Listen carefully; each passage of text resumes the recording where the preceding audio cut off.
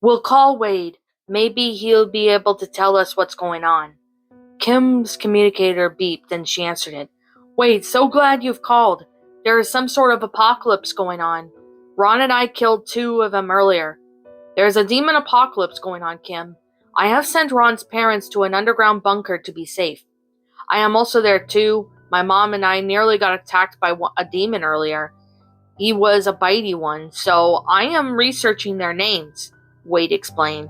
We killed a monster that was throwing fireballs and a marine zombie with a pistol. Any idea what they are? Kim asked. The monster throwing fireballs is an imp, and that is a marine zombie with a pistol called Former Human. The zombie with the shotgun is called a Former Human Sergeant, known as Zombie Men, Wade answered. So that's what they're called, Ron commented.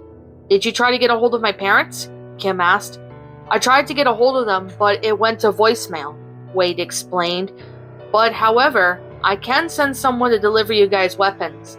Those hunting files you have will not work great against stronger demons, Wade explained as he typed onto his computer. We're going to go find my parents, and will you send us the location of the bunker? Kim questioned. Yes, I will do that.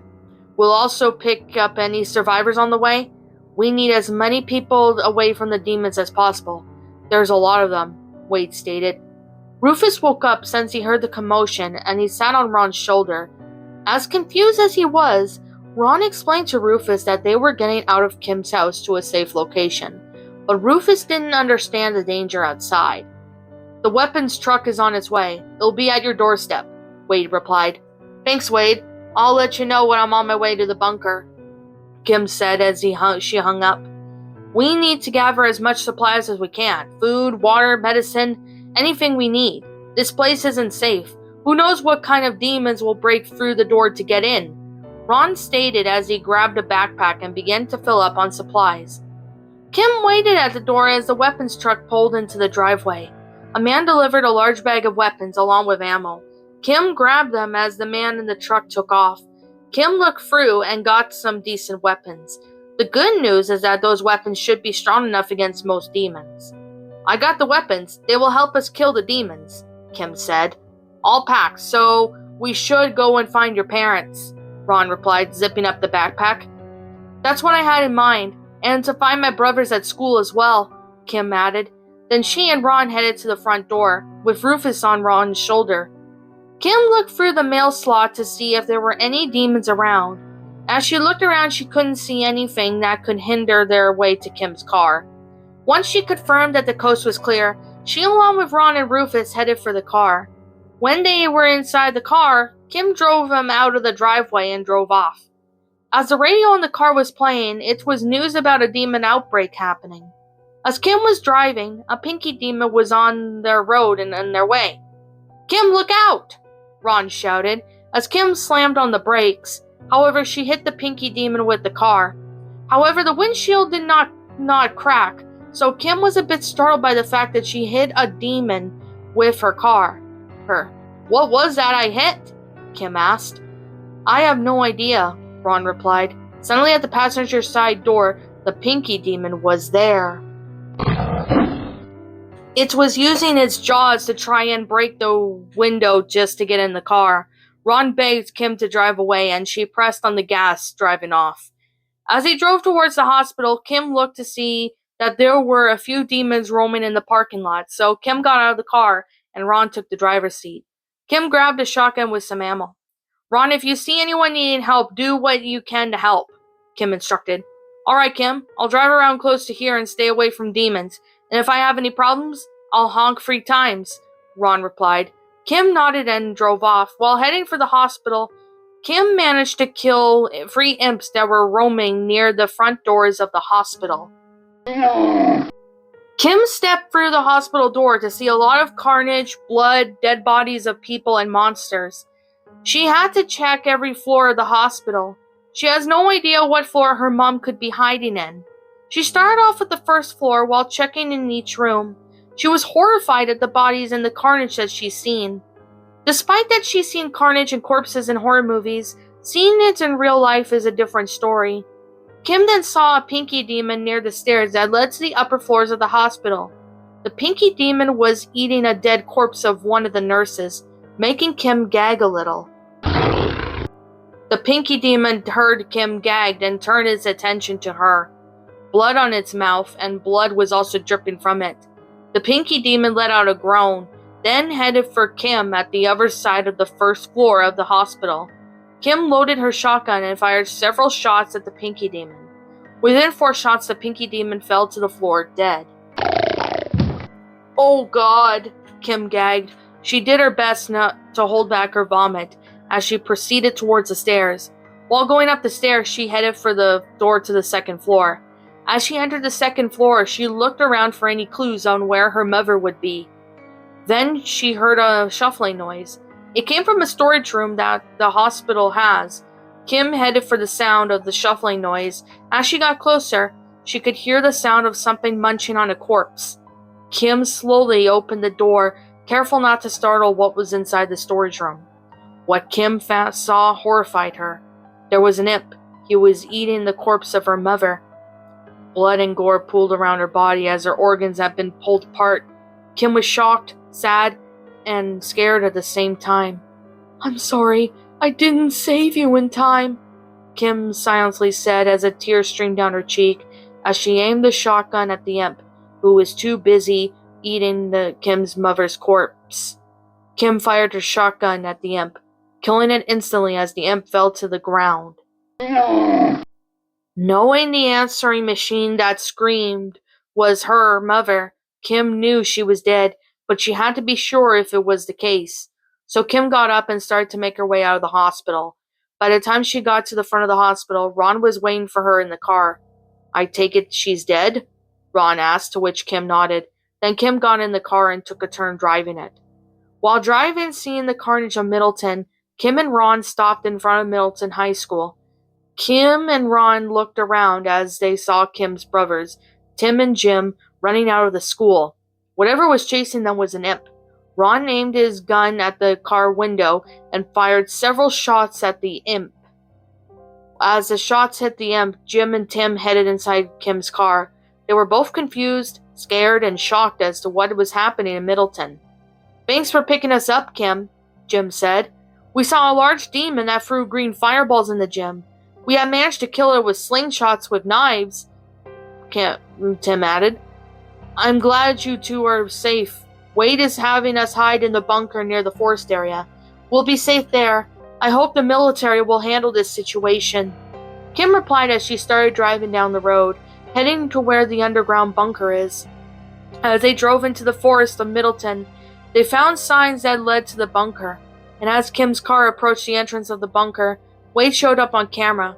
Once Kim told Wade that she and Ron and her brothers, Wade let them inside the bunker.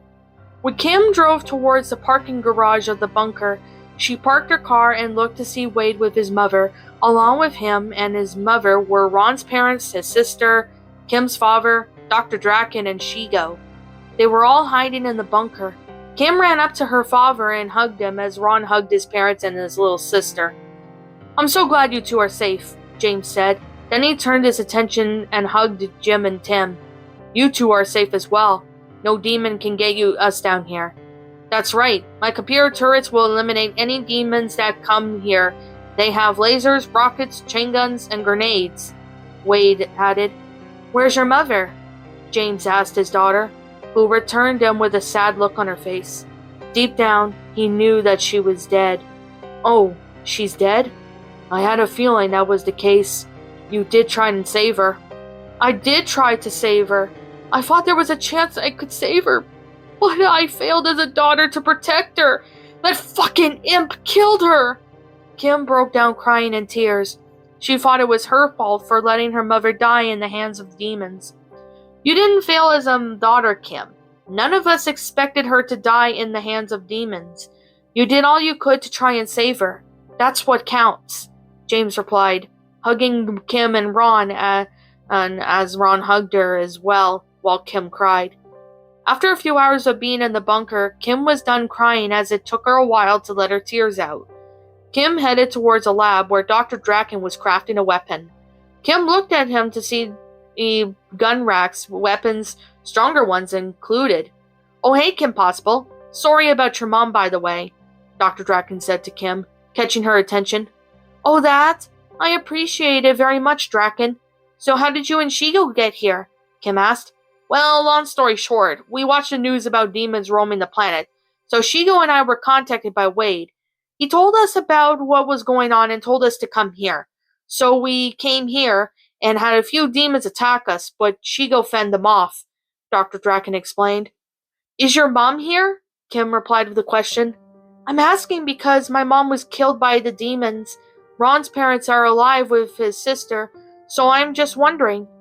We tried to get a hold of my mother, but when she was killed over the phone, Dr. Draken replied sadly. Heard roars, screams. It was awful. I'm sorry about your mom, Draken. I wish my mom was here with us, Kim said, hugging Draken. I'm sorry about your mom too, Kim. She did what she could so you can live, Draken replied. Yeah, anyways, what are you doing? Kim asked.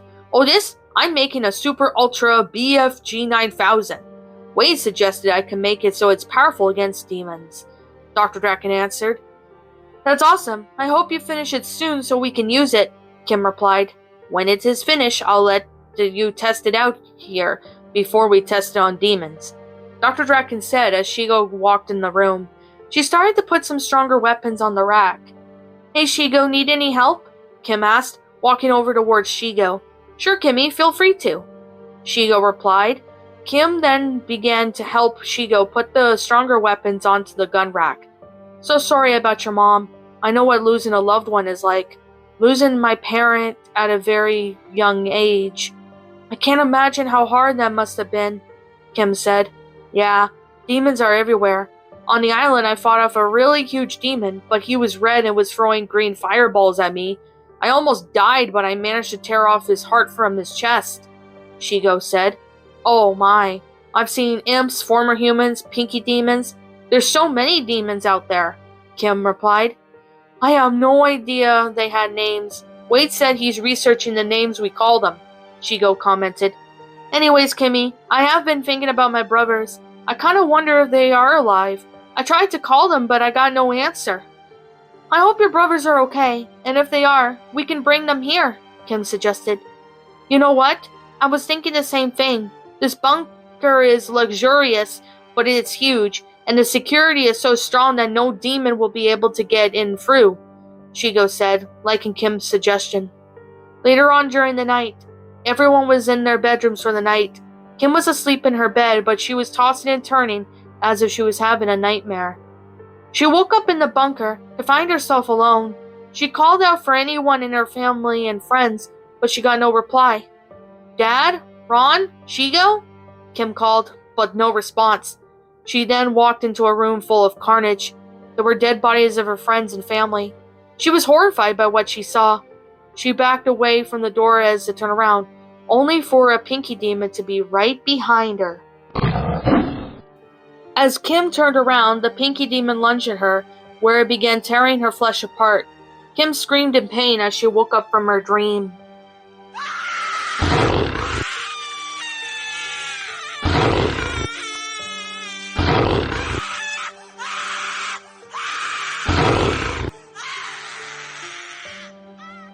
Kim woke up sweating as she was also breathing heavily from the nightmare she had witnessed. She had sat up on her bed, wiping the sweat off of her. Suddenly her door opened and it was Ron. He heard Kim scream when she woke up, so he was concerned for his friend. You screamed. Is everything okay? Ron asked. Yeah, I just had a nightmare. This is a sudden change of life. Us now surviving from demons on Earth, Kim answered. Things will go back to normal eventually, Kim. We just gotta hold out until then, Ron reassured her. I hope so, Ron. This whole world has us all in shock of what happened. First, everything was normal. Now there's demons that roam the earth, Kim said. I know it's a shock to us all. Plus, losing your mom has you crushed due to the demons, Ron replied. Yeah, anyway, I'm going back to bed, Kim yawned. Alright, good night, Kim, Ron replied. Good night, Ron, Kim replied, as the two went on their own ways and headed off to bed themselves. The next morning after breakfast, Kim and Ron were led by Wade to the armory. He had built up something to help minimize the damage when Kim and Ron get attacked by demons. "What's these?" Kim asked. "If you play the Doom games, this is the armor I have made for you and Ron," Wade replied. "So it will help us protect us from the demons' attacks?" Ron asked. "Yep, I've had it in storage for a while. You could say I've been really busy making armor," Wade replied with a chuckle. "Anyways, jokes aside, whenever you leave the bunker, you and Kim must wear these body armors. They will protect you from the demons, so you will be able to keep yourselves out of harm's way." "Sounds cool. I have always wondered what Doom Guy's armor is like while wearing it," Kim commented. "They're also equipped with demon identifiers, so when you encounter a demon, it will tell you the names of them," Wade replied. "I have tried contacting other people you know, but got no reply. I'm sending you and Ron on a mission to find people I've tried to contact. We're starting off with people from Middleton, like Bonnie, Monique, Mr. Barkin, etc., Kim questioned. "Yes, you will need weapons such as a pistol, shotgun, super shotgun, chain gun, rocket launcher, and plasma rifle. You each will get those weapons, and for the ultimate weapon, Dr. Draken is still working on it. Once he has completed making it, you'll be able to use it. He is making ammo for it as well," Wade replied, explaining to Kim and Ron as they both took their weapons and put on their armor. Once in their armor and they grabbed their weapons, Kim and Ron were ready. They headed towards a tank-like vehicle. It was more of a stronger version of the tank.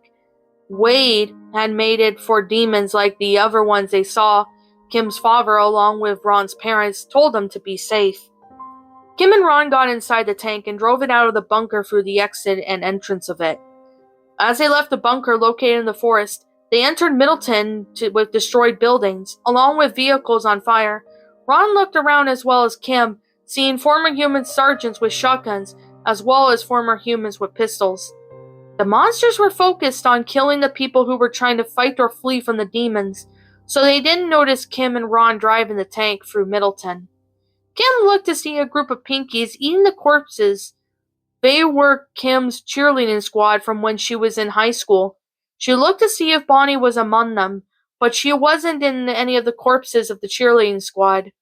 "Bonnie's house should be around the corner here somewhere.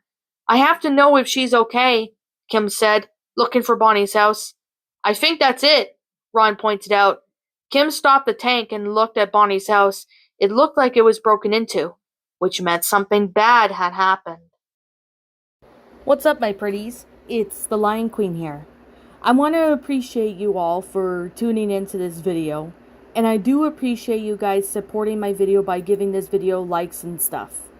If you really enjoyed this video, be sure to leave a like, comment and subscribe if you're new, ring the bell for notifications to when I upload so that way you guys will get updated for whenever I upload. If you want to follow me on Twitter or DeviantArt, feel free to leave a follow on those if you are interested in following me on those socials. If you want to support my backup channel, known as Ms. Dark Shigo, feel free to subscribe to it, as a link to that will also be in the About page section. And with that being said, and that being the case, thank you so much for watching, my pretties, and as always, please stay pretty.